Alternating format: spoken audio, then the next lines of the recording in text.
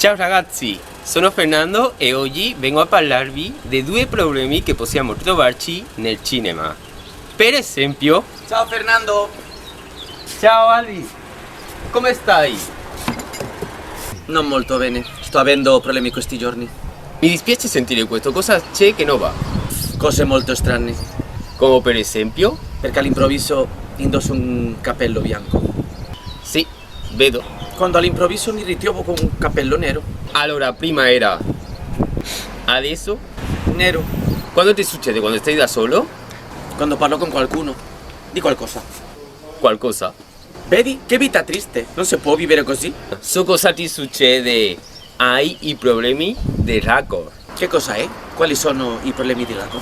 È un problema che succede molto nel cinema, per esempio, quando prendono le riprese in diversi giorni e quando va messa insieme c'è sempre qualcun problema.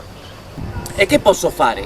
Ti consiglio di fare una quarantena, sempre un piano sequenza e prova a non parlare con nessuno.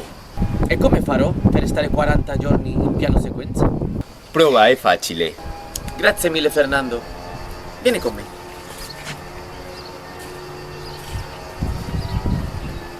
Va bene, no? Non ti fermare. Ti accorgi di questo è un piano sequenza, no? Vieni con me.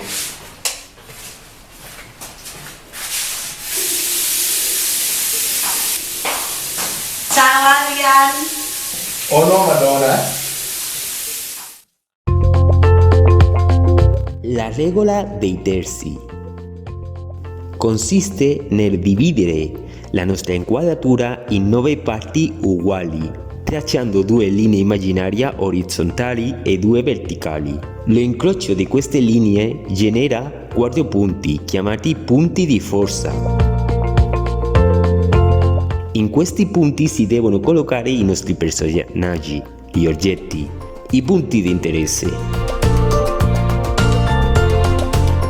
Non è necessario che rientri esattamente in questi punti. Da questi si ricava un rapporto approssimativo. Ma cosa succede se abbiamo 2 punti di interesse in un'inquadratura? In questo caso si tratta di localizzare questi punti di interesse in forma ubiqua, in diagonale. Allora ragazzi, ho parlato dei fallo del raccord e anche delle regole dei terzi. So che è un po' contraddittorio parlare delle regole nel cinema quando si sa che nell'arte non ci sono regole, ma non è così certo perché esistono alcune regole che aiutano a orientare allo spettatore.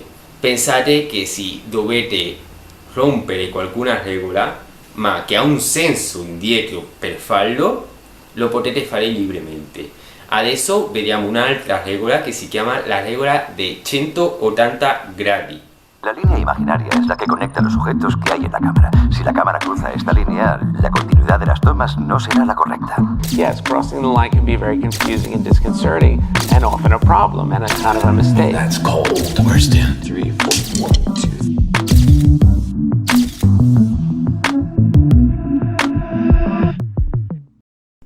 L'asse è una linea immaginaria che si stabilisce tra 2 o più personaggi che interagiscono tra loro, guidata dalla direzione dello sguardo tra loro. La línea imaginaria es la que conecta los objetos que hay en la cámara. Si la cámara cruza esta línea, ¿la ves? La continuidad de las tomas no será la correcta. Por eso tiene que realizarse de esta manera.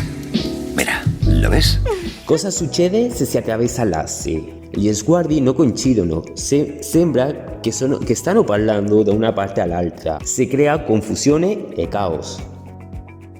Ma ci sono alcuni modi per giocare con questa regola. Uno di questi modi consiste nell'attraversare la linea di demarcazione con il movimento della telecamera.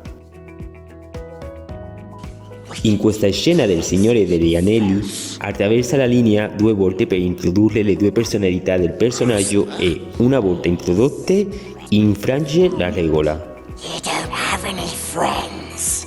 Ci sono scene con assi più compressi come questo film di Quentin Tarantino. un movimento vitale per i personaggi che interagiscono tra loro, come si può notare nell'animazione dagli assi che si formano durante la conversazione tra i personaggi. Parla affatto di una ragazza sensibile che incontra un bravo ragazzo. Quella è True Blue, sì, è così, su questo non ci piove. E qual è True Blue? Non conosci True Blue? Cristo, è stato un successo per Madonna. Allora non segui la top 10 se non sai nemmeno cos'è True Blue. Senti, stronzo, ho solo chiesto come fa. Non vorrei mica spappolarmi il cazzo se non sono un fan di Madonna, no? Per me può anche andare a cagare. A me piaceva all'inizio quando cantava Borderline, ma da quando è entrata nella fase Papa Don't Preach non la seguo più. E basta, eh? Così mi fate perdere il filo. Non mi ricordo più. Che stavo dicendo? Ragazzi, se siete costretti a fare un strappo della regola, almeno mettete qualcuna inquadratura dove si possono vedere i due personaggi allo stesso tempo, così gli spettatori situeranno i personaggi nello spazio. Con questo finiamo il video di oggi con il fallo del raccord, le regole dei terzi e la regola di 180 gradi, salto di assi. Quindi ci vediamo in un prossimo video.